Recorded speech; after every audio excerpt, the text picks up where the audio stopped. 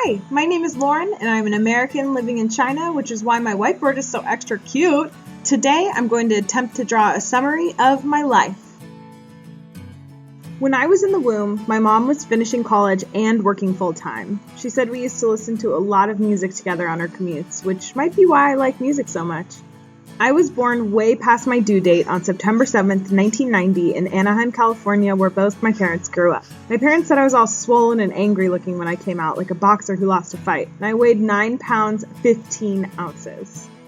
When I was born, I had a 5-year-old brother named Zach, and 2 years later, our family was complete when my little brother Jonah was born. My poor mom had 3 babies that all weighed more than 9.5 pounds. My parents had an awesome house, great neighbors, and tons of friends and family nearby, but they didn't want to raise us in Southern California. Not to say it's a bad place, but they somehow just didn't feel it was right for my family.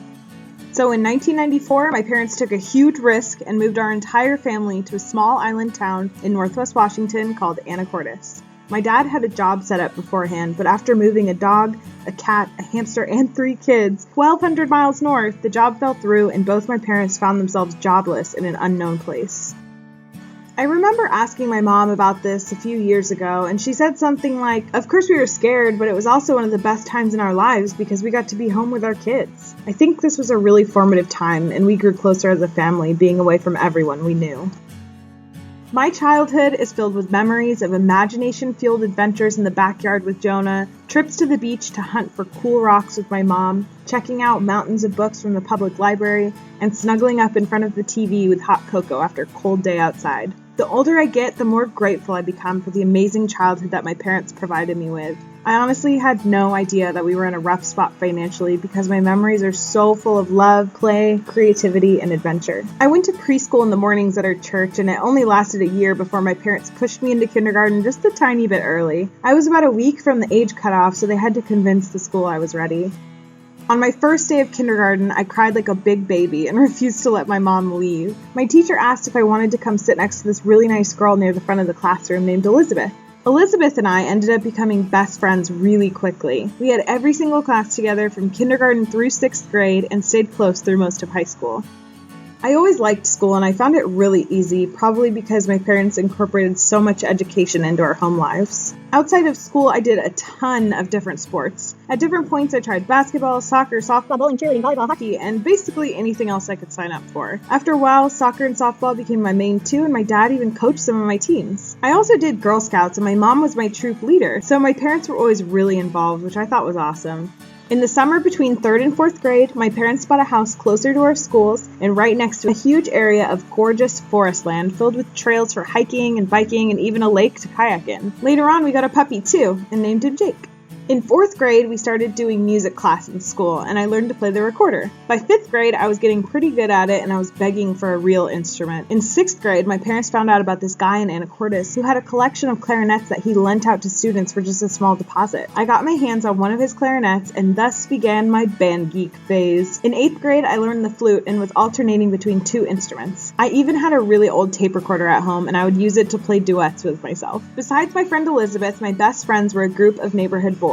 We played sports, built forts in the forest up the street, caught frogs, traded Pokemon cards, had snowball fights. Basically, we spent a lot of time playing outside. But eventually I grew leg hair and boobs and I stopped hanging out with them. Middle school was a really hard time for me. I remember having moments of thinking, why am I even here? And I would compare my life to a game in my head. I would get so deep in this idea that when I came out of it, I would just cry because everything felt meaningless, and it even happened a few times during class. I remember I felt fat and ugly, and I even remember wearing a sweatshirt in all temperatures because I didn't want anyone to see my body. High school was a lot better. I kept getting good grades and doing a ton of different activities like academic clubs and volunteering, music, debate, soccer, softball, and I started making really close friends in band. I even got my first boyfriend my freshman year. Like any teenage relationship in the early 2000s, it started, continued, and ended almost entirely on MSN Messenger. Above all else, band was my life. Being in the AHS band meant you were in symphonic, pep, and marching band, and I loved all three. By junior year, I added oboe to my list of instruments, and at different points I was section leader, MVP, teacher's assistant, librarian, etc. All my close friends were in band, my senior year boyfriend was in band, I even joined my church band, the local youth symphony, and my group of band friends would meet almost every weekend to play music together. The two friends from high school I stay in touch with to this day are both old band friends. I got into 3 colleges and chose Willamette University, a private school of less than 2,000 undergrads in Salem, Oregon. I declared a music major in my first semester, but eventually changed it to a minor and majored in rhetoric and media studies. The campus was really small, so everyone ate, slept, studied, and played in the same little space, which is exactly what I wanted. Some of my closest friends to this day are the girls that I met my freshman year of college, and 2 of them were even in my orientation group. I continued with band through most of college, but it wasn't the same as in high school. My love of music took a different form. In my freshman orientation group, I met one of my best homies to this day, Mary Gray. She and I would make mix CDs for each other and eventually started doing a weekly radio show on the college radio station. Junior year, we became co-presidents of the station and grew it as much as we could. January 2010, I took a life-changing trip to New Orleans, Louisiana, which was, at the time, the furthest I had ever traveled. I went with a school group and we helped rebuild houses that were destroyed during Hurricane Katrina. January 2011, I took my first international flight to study abroad for a semester in Galway, Ireland. My friend Lindsay and I roomed together and took every chance we got to explore. We didn't have much money, so we would walk for hours to see castle ruins, parks, and pubs. Every other weekend, our school group took trips to different places in Ireland, so I got to see a ton of the country. In May, Lindsay and I did a week-long backpacking trip. We only had 1 pair of shoes and pants each, we carried small backpacks, flew budget airlines, and stayed in hostels. We explored Edinburgh, Amsterdam, and Prague, and it was one of the most amazing weeks of my entire life. Summer 2011 was spent working at a berry stand, playing ukulele in the sun, and biking in the forest. Somehow, my friends and I, in our hippiest of times living in different states, planned a trip to spend Thanksgiving in Las Vegas. So in November, I went with 5 other single girls to Sin City and spent 4 days clubbing, hot tubbing, and exploring. I didn't expect Vegas to be any more than a crazy fun girls trip, but something really important happened.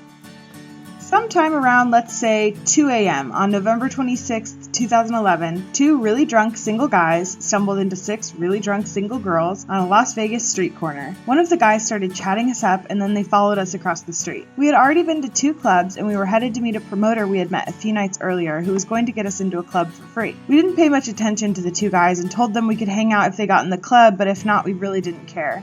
Eventually, I found myself on the dance floor abandoned by all my friends, and the really drunk guy was equally abandoned by his very chatty friend. I was having fun, so we kept dancing, and at one point he even knocked me over flat on my ass, which we laughed about for a while. We ended up spending the entire evening together into the actual morning. We both thought the other seemed cool, so we exchanged names and numbers. His name was Eric. Eric was in the Navy and had to head back to work in Southern California, and I went back to school in Oregon. From the moment we left each other, we texted constantly. Texting turned into phone calls until about 10 days after we met, he left for an around-the-world deployment on an aircraft carrier. Our talking turned to email only, and somehow, despite distance, we grew closer. We Skyped for hours every time he hit port, and by the spring we became an official long-distance couple. There was no doubt we were totally in love with each other. We both thought it was absolutely insane, but it didn't matter.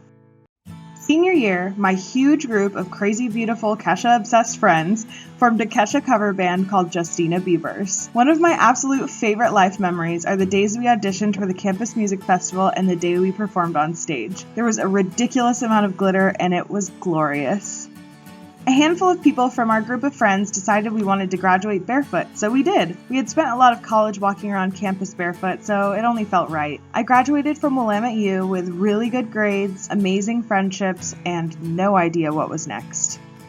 Eric's deployment was originally supposed to end around the same time I was graduating, but it got extended twice, and a 6-month deployment turned into an 8-month deployment. Regardless, I took a chance and waited for him. I moved back in with my parents and worked at the berry stand again.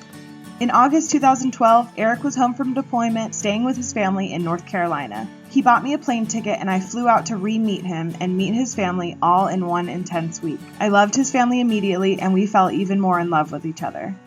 In early September, Eric flew to Anacortes to meet my family, who instantly loved him. By late September, about a month after the end of his deployment, I moved into his Navy boy-filled house with him so we could really be together. Living together was just as easy as loving each other, and everything felt right. In mid-November, Eric finalized his separation from the military, and we drove cross-country from California to North Carolina. That trip did not go according to plan. His truck broke down in a place called Nothing, Arizona, and we got stuck in a cowboy town for 4 days. In January 2013, we moved into our first apartment together in San Francisco, California, and Eric started school at SFSU studying business and Chinese.